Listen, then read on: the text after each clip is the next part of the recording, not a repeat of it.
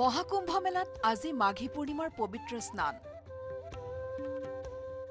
পুৱাই ত্ৰিবেণী সংগমত ভিৰ অজস্ৰ লোকৰ স্নানৰত লোকৰ ওপৰত হেলিকপ্টাৰেৰে পুষ্পবৃষ্টি আজিৰ পবিত্ৰ স্নানেৰে অন্ত পৰিল মহাকুম্ভ মেলাৰ পবিত্ৰ স্নান পৰ্ব মাঘী পূৰ্ণিমা উপলক্ষে পুৱতি নিশাৰে পৰা ত্ৰিবেণী সংগমত বৃদ্ধি পাইছে ভক্তৰ সমাগম আজি অন্ত পৰিল মহাকুম্ভ মেলাত ভাগ লোৱা 10 লাখ কল্পবাসৰ নীতি নিয়ম পুৱাৰে পৰা পবিত্ৰ ত্ৰিবেণী সংগমত পবিত্ৰ স্নানৰ বাবে অজস্ৰ লোকে ভিৰ কৰিলে মহাকুম্ভ মেলা আৰম্ভ হোৱাৰ প্ৰথম দিনৰ পৰাই ইতিমধ্যে 46 কোটিৰো অধিক ভক্তই ত্ৰিবেণী সংগমত কৰিলে পবিত্ৰ স্নান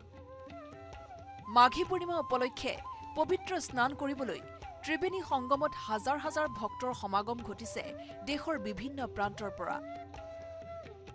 माघ पूर्णिमा की पावन दिवस पर त्रिवेणी संगम में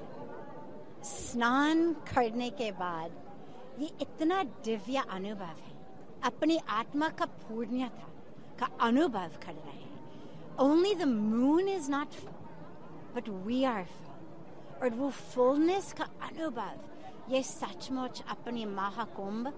का महाप्रसाद है I have no words to describe. I feel like in heaven now, here, this beautiful place with such beautiful souls. It's amazing, amazing. Thanks God for everything. Thank you, India. আনহাতে ভক্তৰ সুৰক্ষাৰ বাবে তৎপৰ হৈ আছে প্ৰশাসন পবিত্ৰ মাঘী পূৰ্ণিমা উপলক্ষে মহাকুম্ভ মেলাত নো ভেহিকল জোন ঘোষণা কৰা হৈছে ভক্তৰ ভিৰৰ প্ৰতি লক্ষ্য ৰাখি আজিৰে পৰা কুম্ভ মেলা থলীত বাহনৰ প্ৰৱেশ নিষিদ্ধ কৰা হৈছে আজিৰে পৰা বৃহস্পতিবাৰৰ সন্ধিয়া 5 বজালৈ নো ভেহিকল জোন ঘোষণা কৰা হৈছে কেৱল জৰুৰীকালীন বাহন চলাচলত অনুমতি প্ৰদান কৰিছে প্ৰশাসনে